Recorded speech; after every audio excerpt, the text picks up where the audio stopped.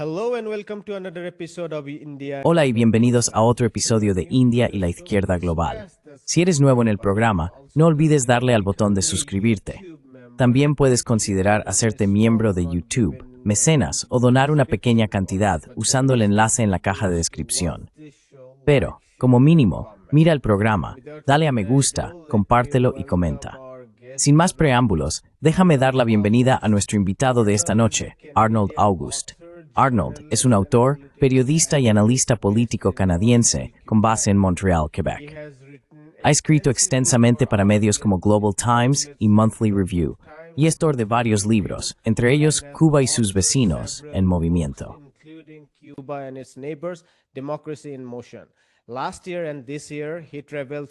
El año pasado y este año viajó por Xinjiang, que es otro nombre para el Tíbet, documentando parte de lo que vio allí. Hoy hablaremos sobre su experiencia en China. Arnold, bienvenido a India y la Izquierda Global. Muchas gracias por invitarme, George. Quiero hablar sobre lo que vio en el Tíbet y de forma más amplia en China. Pero quizá podríamos empezar con toda la propaganda occidental sobre China en general y cómo el Tíbet ha sido central en ella desde 1959. Entonces, podría empezar explicando por qué Occidente está tan preocupado por China y qué papel desempeña el Tíbet en la construcción de esta propaganda y guerra de información contra China.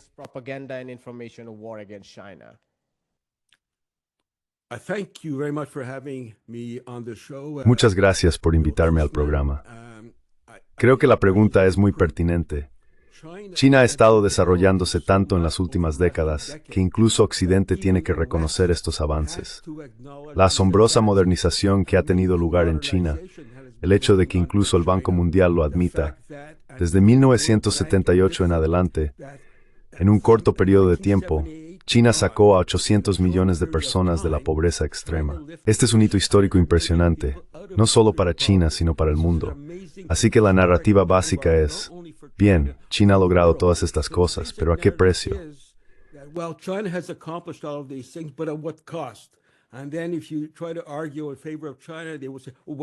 Y luego si intentas argumentar a favor de China, te dirán, bueno, ¿y qué pasa con el Tíbet? Por supuesto, la implicación es que existe discriminación contra la gente del Tíbet y en la provincia vecina donde viven muchos tibetanos. Ahora bien, yo fui a China.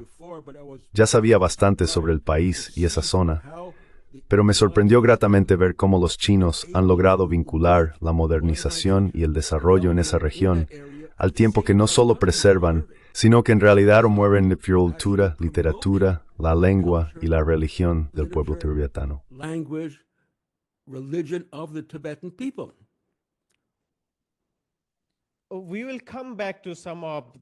Volveremos a algunos de los puntos sobre la modernización y la preservación de la cultura.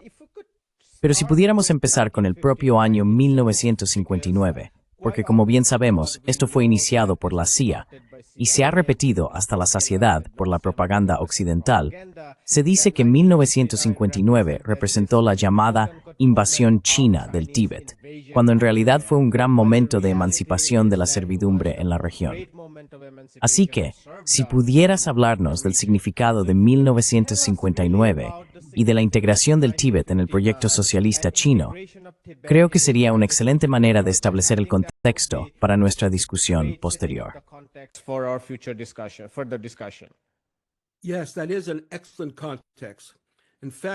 Sí, ese es un contexto excelente. De hecho, el 28 de marzo de 1959, después de muchos siglos de servidumbre, que es una forma de esclavitud tan mala como el feudalismo en Europa, o incluso peor, gracias a la unificación del Tíbet y a la ayuda del gobierno chino y del Partido Comunista Chino, la servidumbre fue finalmente abolida. Fue un momento histórico. Sin embargo, como insinuabas, no todo el mundo en el Tíbet estaba contento con ello. Al contrario, aquellos que se habían beneficiado del sistema durante siglos, los propietarios de siervos o las personas situadas en lo alto de la teocracia, decidieron emprender una lucha armada contra estos avances, a pesar de los deseos de la gran mayoría del pueblo tibetano. Quiero decir, ¿quién querría seguir siendo siervo cuando existe la oportunidad de abolir la servidumbre?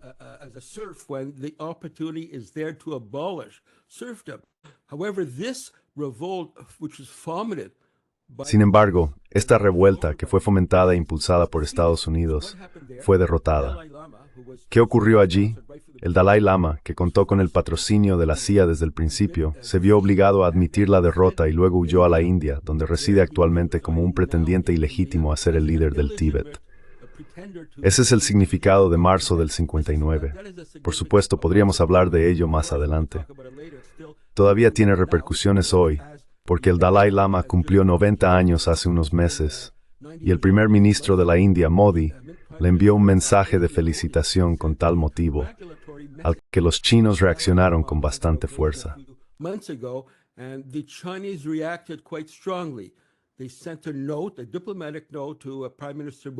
Enviaron una nota diplomática al primer ministro Modi diciendo: mire, como usted sabe, la cuestión del Tíbet corresponde al pueblo tibetano, a la gente de la zona de Shigatse, y el actual titular del cargo de Dalai Lama no determina cómo se lleva a cabo la sucesión.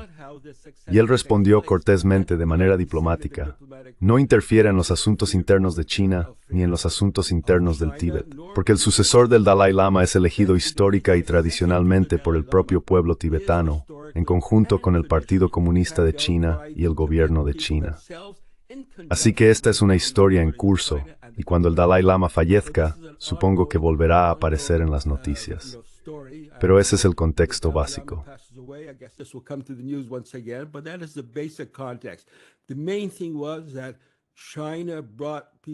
Lo principal fue que China sacó a la gente del feudalismo, de la servidumbre, y ha progresado enormemente.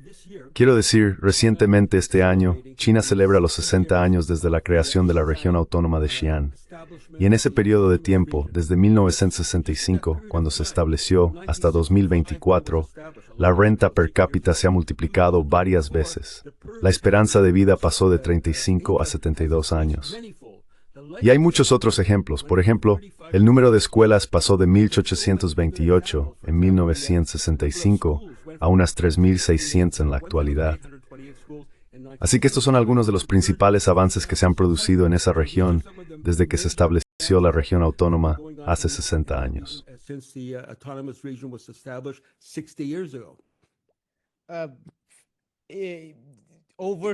El derrocamiento del feudalismo y la construcción del capital humano, la educación y la salud fueron logros emblemáticos de la China de Mao.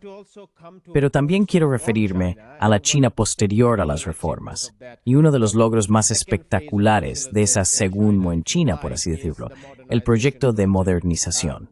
La China posterior a las reformas se ve muy diferente de la China maoísta en el sentido de que la infraestructura ha cambiado por completo y ahora se asemeja mucho más a la de Occidente.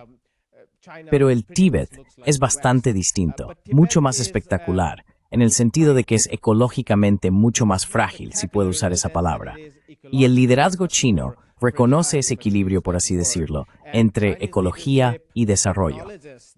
Así que, si pudieras contarnos lo que viste en términos del proyecto de modernización de China en Zhejiang y en el Tíbet, y cómo han intentado equilibrar esas dos responsabilidades, la ecología por un lado y el desarrollo por el otro, creo que sería estupendo.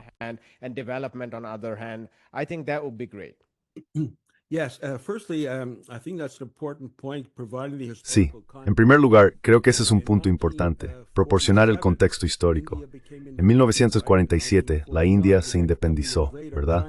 En 1949, un par de años después, la Revolución China tuvo éxito.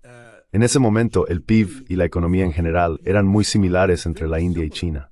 Sin embargo, desde la apertura que mencionaste, que tuvo lugar más tarde en la Revolución China, la situación ha cambiado por completo. Al abrirse y modernizarse, utilizando todos los fondos que el gobierno chino recauda de la venta de bienes y servicios a nivel nacional e internacional, se han reinvertido en la economía. Desde entonces ha tenido lugar una enorme modernización, dejando a la India muy atrás.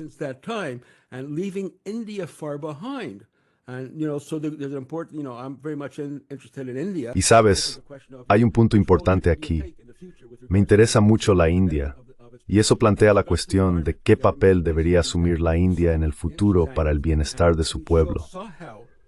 Ahora bien, en lo que respecta al medio ambiente, visitamos muchos lugares en Xizang, y vimos cómo, incluso en esa zona remota y de difícil acceso, el gobierno chino, en colaboración con las autoridades locales de la región autónoma, está construyendo importantes fuentes de energía hidroeléctrica. Energía limpia. Bima de tsunamis was beates en tuchuols para condirect o glurting gritherses. Sustitucional energía regeneró a pertoric novo carimo with the talas vultures perjuris por iferdente. A material which is not conducive to the environment. And I also saw examples of how they preserve the wetlands. Y también vi ejemplos de cómo preservan los humedales y demás. El pueblo chino, contrariamente a lo que se dice en los medios occidentales, está muy preocupado por el medio ambiente y por todo lo que hacen en China. Lo vimos también en Shenzhen. Todo lo que hacen, sin excepción, tiene en cuenta los aspectos medioambientales importantes para el pueblo chino. Y sabes, fue muy reconfortante hacer ese viaje en tren de 2,000 millas durante 22 horas desde la vecina provincia de Qinghai hasta Shenzhen. Vimos extensas zonas con yaks deambulando, un paisaje precioso. Todo esto se mantiene intacto. E incluso en las zonas periféricas, por ejemplo, en la propia Lhasa, vimos cómo las autoridades allí se aseguran de que la atmósfera y el entorno se mantengan intactos en Lhasa como ciudad.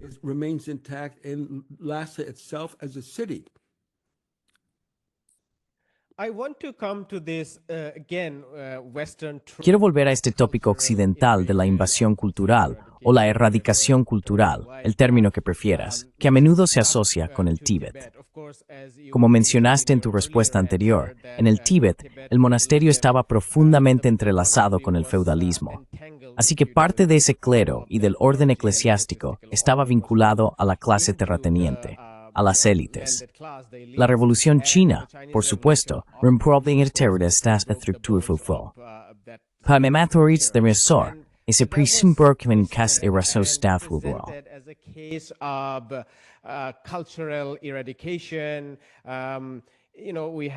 Sabes, tenemos toda esta narrativa sobre la invasión de los chinos Han, que en mi opinión no tiene mucho sentido.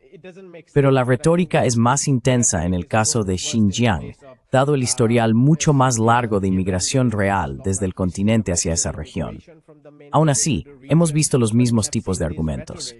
Entonces, ¿podrías contarnos un poco cómo te pareció la cultura local cuando viajabas allí como extranjero? ¿Se parece a una ciudad o región continental corriente? ¿O también notaste rasgos específicos que sugieren algo bastante distinto de la imagen occidental del Tíbet?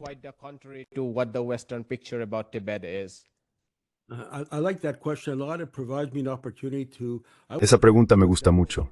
Me da la oportunidad de, presentaré dos ejemplos. Uno son las instituciones que vimos en Lhasa, instituciones culturales y de otro tipo. Y el segundo es un internado que visitamos, porque se dice que el llamado genocidio cultural, supuestamente según Occidente, tiene lugar en los internados. Así que permítanme abordar ambos. Empezaré por el primero, las instituciones. En Lhasa visitamos unos 5 o 6 lugares diferentes. La Universidad del Tíbet, un museo que alberga manuscritos que se remontan a miles de años de historia y sociedad tibetanas, y así sucesivamente. Por ejemplo, en la Universidad del Tíbet, el idioma de enseñanza es el tibetano. También hay otro instituto que conserva manuscritos y documentos que se remontan a miles de años de historia tibetana, abierto para que todos puedan verlo.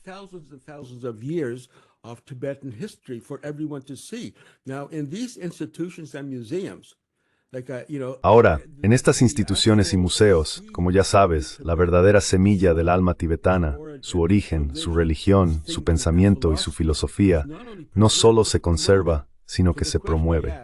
Así que la pregunta que planteo, como un desafío a quienes en Occidente señalan a China como responsable de un genocidio cultural, es la siguiente. Si China realmente quisiera llevar a cabo un genocidio cultural en el Tíbet, lo primero que tendría que hacer, lo sabemos por la historia, ¿verdad?, sería erradicar las semillas de la historia cultural, la religión y la lengua del pueblo tibetano. Pero ha ocurrido lo contrario. En todos los institutos que visitamos, vimos, ante todo, la promoción de estas instituciones, su lengua y su cultura.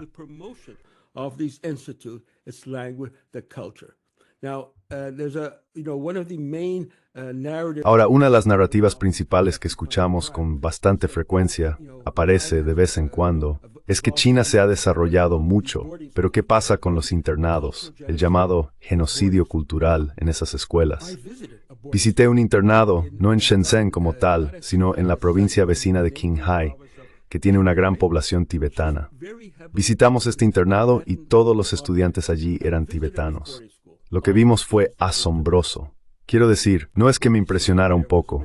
Esperaba algo bueno, pero fue mucho mejor de lo que esperaba. En primer lugar, es una escuela preciosa. Los idiomas que se enseñan allí, por orden de importancia, son el tibetano, el Han y el chino, junto con historia, política, geografía, ciencias, deportes, y así sucesivamente.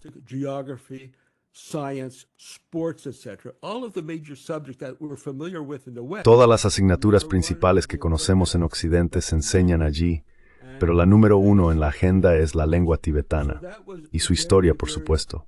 Fue una visita muy, muy importante. La calidad del internado es extraordinaria. Quiero decir, nosotros tenemos internados en los que los pueblos nativos, los pueblos originarios de Canadá y de Estados Unidos, fueron internados en escuelas residenciales. Eso fue un genocidio cultural.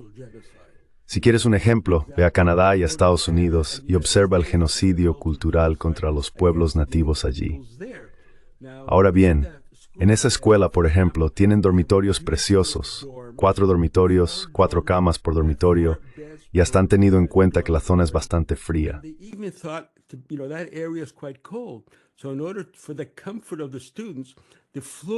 Así que para la comodidad de los estudiantes, los suelos están calefactados con gas, solo por poner un ejemplo.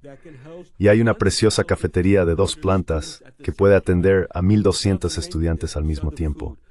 Vimos el menú allí, vimos la comida, quiero decir, muchas personas de clase trabajadora en Occidente, en países como Canadá y Estados Unidos, envidiarían el tipo de almuerzo que estos niños reciben en la escuela.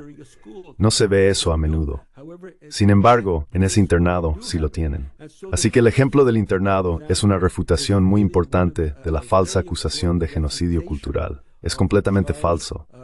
Pero por supuesto, eso no ha impedido que Estados Unidos, Canadá y otros países formulen esta acusación contra China.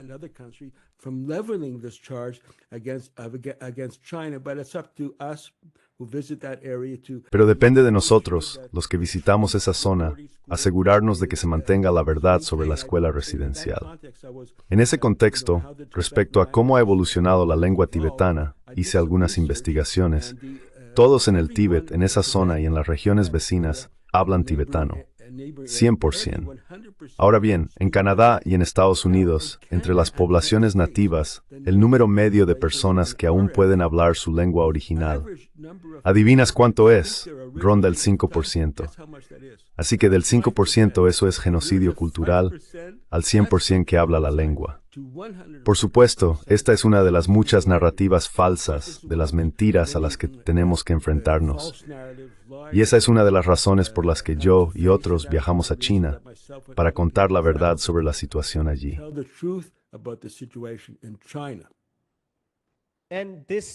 Y esto te impactó, aunque vienes de Quebec, que tiene una herencia muy distinta de la tradición francesa, y ha estado rodeado por esos mares anglicizados, por así decirlo. ¿No es así?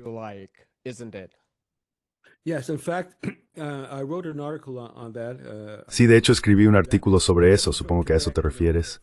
Siendo de Quebec, ya sabes, francófono, nuestra cultura, nuestro idioma, nuestra historia, la poesía y más recientemente el cine, todo se remonta al siglo XVII de personas que emigraron de Francia a Quebec. Así que tenemos esa historia, esa tradición, tenemos nuestro propio cine, nuestras propias películas, poesía, novelas, ensayos, cantantes, música, y así sucesivamente, que son quebequeses, que son Quebec. Ahora, lamentablemente, a pesar de los intentos de los gobiernos canadiense y quebequés por proteger esta tradición, este patrimonio de Quebec, estamos inundados, no quiero usar palabras feas, pero estamos inundados de estrellas estadounidenses, personalidades estadounidenses, cantantes y demás. Es un flujo continuo. No tiene fin.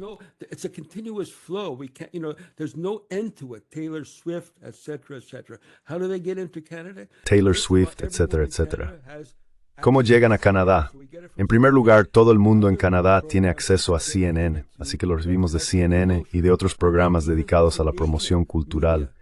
Y luego, incluso los medios canadienses son tan serviles que también promocionan a estas estrellas estadounidenses. Así que todos nuestros poemas, poetas, músicos, personalidades, etc., son simplemente una nota a pie de página en la lucha diaria y constante por mantener nuestro propio patrimonio cultural. Por eso, cuando fui al Tíbet, vi que allí era lo contrario. Esto es lo que necesitamos en Canadá. Necesitamos una legislación clara para apoyar y promover la cultura de Quebec. Y claro, puede que a la gente no le guste, puede que lo llamen dictatorial, pero necesitamos frenar la invasión cultural angloamericana en nuestro país.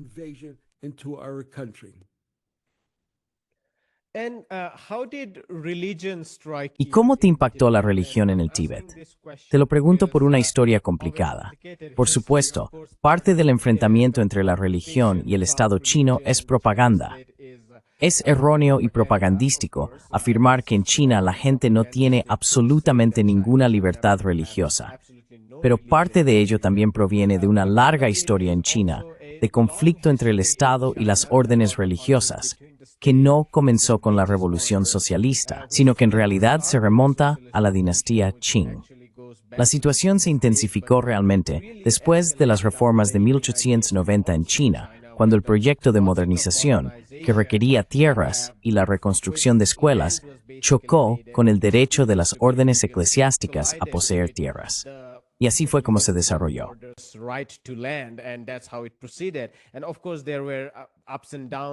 Y por supuesto, hubo altibajos durante el gran salto adelante y la revolución cultural.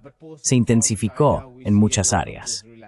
Pero en la China posterior a las reformas, vemos mucha relajación, incluido un auge del turismo, que también depende de estas tradiciones, y un esfuerzo más amplio por preservar y modernizar los museos y la cultura en China. ¿Podría contarnos un poco cómo le impactó en particular la religión en el Tíbet, dado todo este asbará sobre la religión en China en Occidente?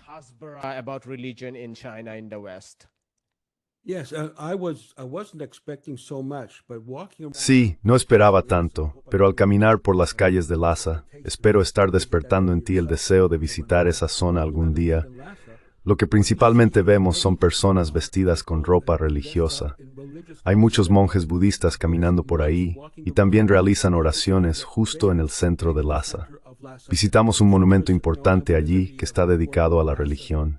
Más tarde, cuando regresamos a Pekín, visitamos también un importante instituto budista en esa ciudad. Así que vimos a gente rezando, Riken usando sus cuentas, realizando sus rituales, y así sucesivamente. Es realmente lo claro como te dice.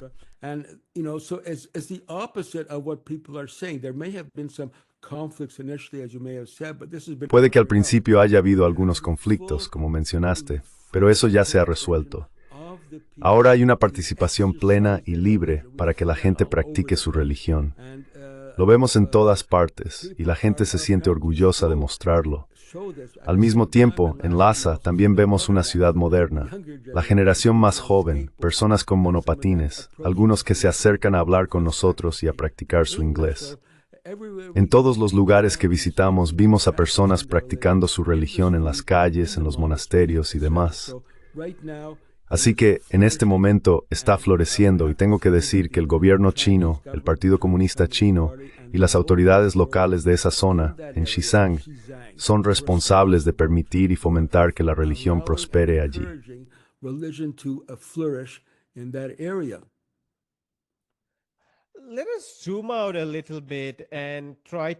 Ampliemos un poco la perspectiva e intentemos situar el Tíbet en el centro de la Revolución Socialista China, o la Revolución China dentro del Tíbet. Tengo mucha curiosidad, después de leer algunas de las cosas que has escrito. He visto que también has señalado algo que muchos de nosotros venimos diciendo, que China ha tenido un éxito notable al integrar los opuestos, por así decirlo. El mercado y el Estado, una combinación y equilibrio armoniosos de ambos. Lo público y lo privado, la tradición y la ciencia, la acumulación y la redistribución. Podríamos seguir hablando sin parar de estas cuidadosas combinaciones de aparentes contrarios. En este contexto, ¿cómo definirías hoy el Tíbet, tal como lo viste, como observador externo, por supuesto, dentro de la dirección más amplia hacia hacia la que se mueve la revolución socialista china. that the Chinese Socialist Revolution is going towards. That in fact is a very important historical issue. De hecho, ese es un tema histórico muy importante, la llamada contradicción entre el individuo y lo colectivo. Me sorprendió gratamente cuando visitamos una pequeña estación tecnológica emprendedora no muy lejos de Lhasa, la capital. Allí vimos algo muy interesante que realmente me impresionó. En primer lugar, para entrar en ese instituto tecnológico, todo lo que una persona necesita es un ordenador, nada más. Solicitan en línea unirse al centro tecnológico que proporciona las oficinas, las instalaciones y las conexiones. Pero para poder solicitarlo y ser aceptados, también deben aceptar lo siguiente: apoyar a la República Popular China, al Partido Comunista de China y al objetivo del socialismo.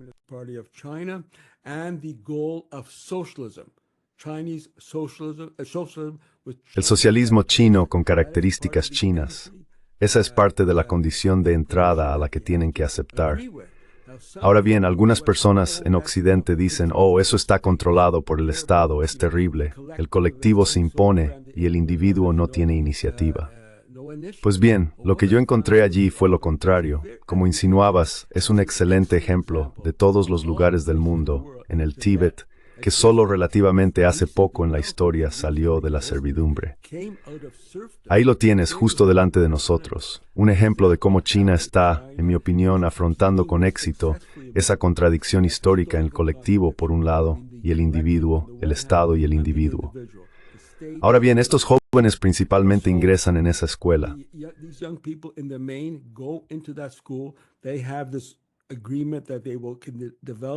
Tienen este acuerdo de que desarrollarán su propio talento, su propia iniciativa. Al mismo tiempo, debe estar a favor de la modernización y del objetivo del socialismo en China.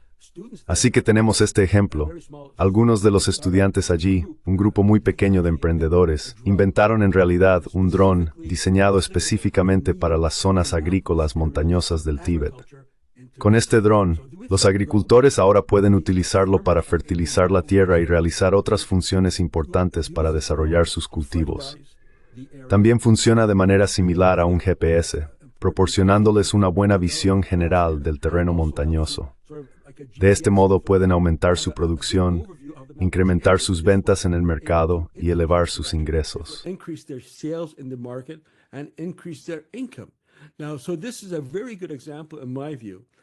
Ahora bien, este es, en mi opinión, un muy buen ejemplo de cómo se manifiesta esa contradicción histórica entre lo colectivo y lo individual. El Estado está presente con esta entidad emprendedora justo en Lhasa. Los individuos van allí y pueden desarrollar su propio talento. Tienen la satisfacción de inventar un dron que puede ayudar a sus compatriotas tibetanos en las zonas montañosas y al mismo tiempo obtienen unos ingresos sólidos con la venta de estos drones a los agricultores. Así que quiero decir, es una especie de giro de la historia. El Tíbet, que quizá era la zona más atrasada antes de 1951, una sociedad feudal, una sociedad de siervos, donde alrededor del 95% de la población eran siervos y el 5% eran los propietarios de siervos y los teócratas.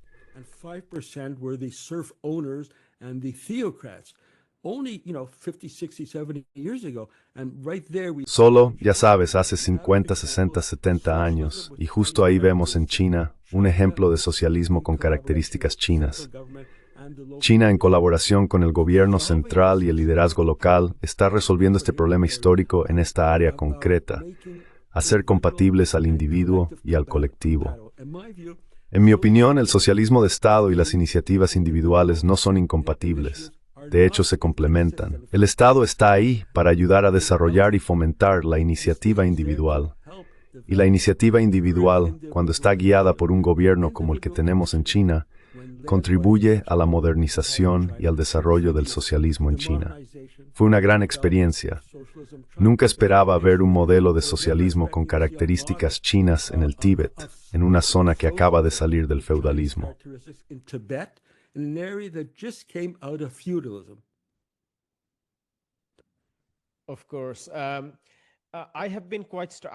Por supuesto, me ha impresionado bastante. No he estado en Shenzhen, pero he ido muchas veces al continente. Este enero voy a Hong Kong, China, por otros 3 meses. Me ha sorprendido e impresionado mucho cómo China ha logrado combinar estos aspectos de la modernidad y al mismo tiempo preservar sus tradiciones. En China no siento que esté en un lugar ajeno. Cuando estoy, digamos, en Chicago o en muchas partes de Estados Unidos, sí me siento así, por lo inseguro que puede ser. Y sé que uso la palabra inseguro con mucho cuidado, dado hemos cambiado la política en Occidente sobre la criminalidad, la inmigración y demás. About criminality, about immigrations and so on. But China has been able to Pero China ha logrado combinar estos aspectos, de modo que no enfrentamos las incomodidades de vivir en un país del sur global como la India, por un lado, y por otro, no sentimos una falta de comunidad. Hemos estado debatiendo esta cuestión principalmente entre personas del sur global. ¿Qué puede aprender el resto del sur global de China? Pero en realidad quiero cambiar un poco la pregunta, ya que tú vienes de Occidente. Quiero preguntarte, dado que China ha aprendido tanto de Occidente y se ha adaptado para mejorar la vida de su propio pueblo, mientras que Occidente parece reacio a apreciar o aprender de China, ¿qué crees que podría aprender Occidente de China para afrontar las dificultades a las que enfrenta en este momento? Well, I think one thing that the West can learn from China is to follow Bueno, the Chinese example. Creo que una cosa que Occidente puede aprender de China es seguir el ejemplo chino de aprender de Occidente. Mencioné ese ferrocarril que se extendía 2.000 kilómetros, a una altitud de aproximadamente la mitad de la altura del monte Everest. Fue una hazaña de ingeniería asombrosa. Participaron 2.000 médicos para asegurarse de que los trabajadores no sufrieran daños por la falta de oxígeno y otros problemas. Ese ferrocarril destaca como un excelente ejemplo de lo que se puede lograr, pero fue muy difícil de construir. Tuvieron que hacerlo, por ejemplo, sobre el permafrost, lo que significa que hay una capa bajo la superficie que permanece congelada durante todo el año. Entonces, ¿qué hicieron en China? Fueron a Alaska para ver cómo la gente allí afrontaba el problema del permafrost y el transporte. Permafrost dealing with transportation in Alaska. And the other thing that was very interesting in that railroad. Y lo otro que resultó muy interesante en esa historia del ferrocarril, que sigo repitiendo porque creo que es muy importante, fue que debido a la gran distancia solo tenían una vía. Eso generó un problema. Para evitar accidentes, ¿qué hicieron para asegurarse de que la comunicación entre los trenes que iban y venían fuera tan buena que no hubiera colisiones? Fueron a Alemania, a una ciudad con una enorme zona ferroviaria donde muchos trenes convergen en la misma estación. Utilizaron ese tipo de sistema de comunicación, lo adaptaron a China y lo aplicaron a la red ferroviaria china. Así que eso es lo primero que diría. Es irónico, ¿sabes? Aprender de China. So that is the first thing I would say. It's ironic to, learn from China. One has to learn. One of the things one has to learn is how Uno tiene que aprender. learn from Una de las cosas que uno tiene que aprender es cómo China aprende de los demás. Quiero decir, en mis intercambios con camaradas chinos en el periodismo y todo eso, el intercambio es muy fluido. Escribo artículos para medios chinos, propongo artículos, ellos me responden con sus opiniones y juntos elaboramos un artículo que encaja. Así que existe este respeto mutuo, yo desde Occidente y ellos desde China, un poderoso país socialista. Creo que eso es lo primero que la gente en Occidente tiene que aprender. Es China, muy lejos de lo que se dice de que China es autoritaria y todo eso. China es muy, muy modesta.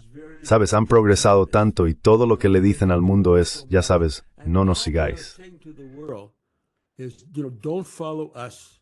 What we want is mutual collaboration, mutual exchange. Lo que se busca es una colaboración mutua, un intercambio mutuo entre los dos.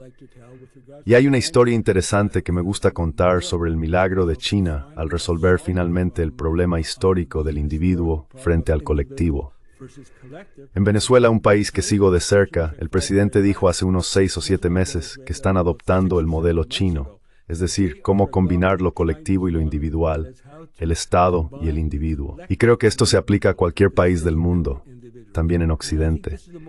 Si la gente busca una nueva forma de avanzar, sí, creo que el modelo chino es un buen ejemplo a seguir, no para copiarlo, porque los propios chinos serían los primeros en decir que no se les puede copiar. Because the Chinese would be the first to say you can't copy us. I agree, we can't copy, but that Estoy de acuerdo. model No podemos copiar. combining state and individual- Pero ese modelo de combinar el Estado y el individuo, la importancia de la modernización, eso es realmente importante. Cuando fui a China por primera vez en 2003, hace mucho tiempo me quedé asombrado. Esperaba algo nuevo, pero me sorprendió al llegar allí en 2003 la infraestructura de China. Eso fue en 2003 y ya era muy moderna, y se supone que era un país del tercer mundo. Desde 2003 hasta 2025 se ha desarrollado aún más. Y no solo en las grandes ciudades, en las más pequeñas también está desarrollándose. La modernización está ocurriendo en todas partes. The modernization is also taking place. I'd like to give you one example to highlight this. Me gustaría darte un ejemplo para ilustrar esto. Cuando estuve allí en mi primer viaje en 2003, quería ver un pueblo rural típico. Así que el guía nos llevó a uno. Mientras caminábamos por el pueblo, dijo, se puede saber por las casas quién es rico y quién es pobre. Eso fue en 2003. Ahora estoy planeando otro viaje y contacté con el mismo guía. Le dije que me gustaría volver a ese pueblo para ver qué ha pasado allí, cómo está ahora. ¿Se ha modernizado? Fue una reducción del afro-gibrero. Bueno, no quieres ir a ese pueblo. We said, well, no, you don't want to go to that village. It's no longer a typical modern village. Ya no es un pueblo típico. Los pueblos se han modernizado por completo. Bueno, ese es el punto.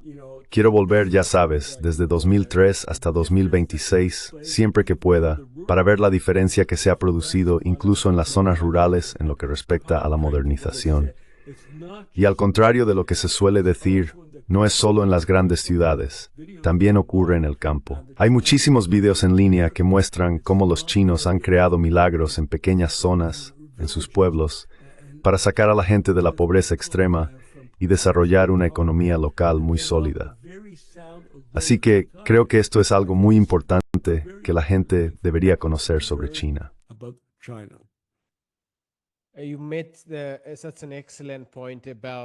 Has hecho un comentario excelente sobre aprender de China, sobre cómo aprender del mundo exterior. Si pudiera añadir una nota al pie, sería, aprende del mundo exterior, pero añade también tu propia innovación. China, como sabes, ha innovado y se ha implicado muy directamente con las instituciones occidentales, incluso con el FMI, pero no acepta todo lo que se le dice. Acepta de forma selectiva, por ejemplo, la reducción de aranceles, pero no acepta el control total de sus mercados de capitales, por poner un ejemplo. Y eso creo conduce a lo que ellos llaman socialismo con características chinas. Me ha impresionado bastante, en China, la curiosidad de la gente, y no me refiero solo a quienes están en el gobierno, sino a la población en general, su curiosidad por el mundo exterior. People at large, their curiosity about the outside world. And I had a little bit of misunderstanding about this before. Antes de visitar China, tenía un pequeño malentendido sobre este tema. Sabía lo grande que es China, que la mayoría de la gente no sabría inglés y que casi todo está disponible dentro del propio país. Pero me sorprendió bastante lo curiosos que son los chinos respecto al resto del mundo. Tienen una gran curiosidad política y en cuanto a ideas, son muy abiertos. Y como dijiste, los chinos son muy modestos. Son fuertes, se han vuelto cada vez más seguros de sí mismos, pero siguen siendo extremadamente modestos y curiosos. Creo que el resto de nosotros, el resto del mundo, deberíamos aprender de eso, sin duda.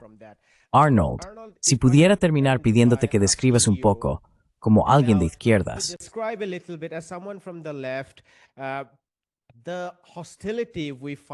la hostilidad que encontramos en Occidente, incluso entre sectores de la izquierda hacia el sistema chino, pero también quiero incluir en esta misma cuestión a lugares como Cuba y Venezuela, dado que Venezuela ha estado literalmente bajo un asedio tremendo.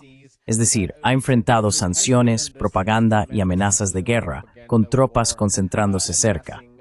Recientemente, el presidente Trump ha intensificado realmente las cosas de varias maneras, incluyendo la destrucción de sus barcos e incluso involucrando el tema del premio Nobel. Así que, si pudieras terminar esta discusión compartiendo tus reflexiones a partir de tu experiencia como izquierdista que dialoga con otros izquierdistas en Occidente sobre esta hostilidad hacia los estados socialistas realmente existentes, creo que sería una buena forma de cerrar. I think that would be a good ending. Yeah, that's an excellent issue. Sí, ese es un tema excelente. Has despertado mi interés o mi necesidad de decir algo importante. Como alguien de izquierda, soy seguidor de Lenin. Entre otras cosas, Lenin señaló hace mucho tiempo, refiriéndose a los socialdemócratas, que son socialistas de palabra pero imperialistas de hecho. Tenía toda la razón.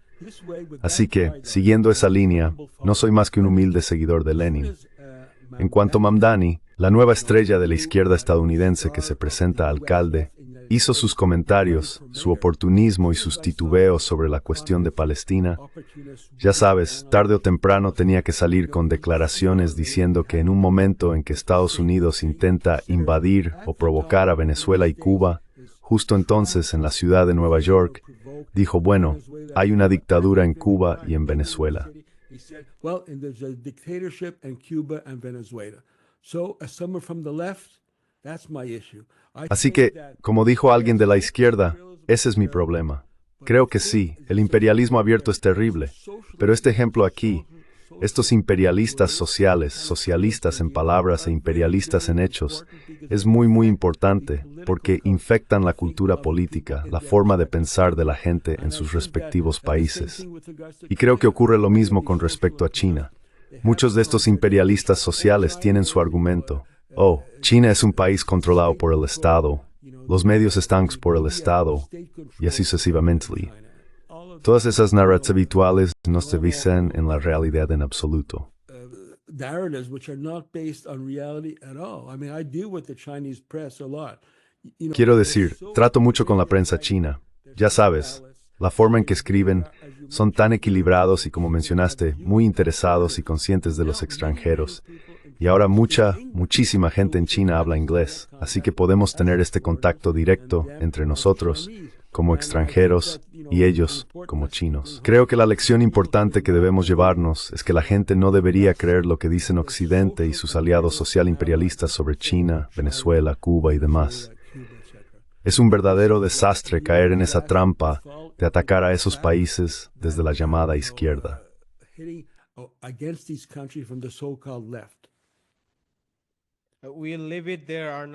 Lo dejaremos aquí, Arnold. Ha sido una conversación fascinante. No llegamos a hablar de tu trabajo sobre Cuba y Venezuela, pero eso no es necesariamente algo malo. Deja la puerta abierta a futuras invitaciones. Muchas gracias por tu tiempo. Ha sido un verdadero honor tenerte con nosotros. Muchas gracias. Es un placer estar con ustedes. Hola, me llamo Ayushman. Junto con Mudiar Jyotishman, hemos creado esta plataforma. Durante los últimos 2 años, hemos intentado generar contenido para las fuerzas de izquierda y progresistas. Hasta ahora, hemos entrevistado a economistas, historiadores, comentaristas políticos y activistas. Si te ha gustado nuestro contenido y quieres que construyamos un archivo para la izquierda, tengo 2 peticiones para ti. Por favor, considera hacer una donación a la causa. El enlace está en la descripción de abajo. Y si no puedes hacerlo, no te sientas mal. Siempre puedes dar me gusta a nuestros videos y compartirlos con tus camaradas. Por último, no olvides pulsar el botón de suscribirte. Don't forget to hit the subscribe button.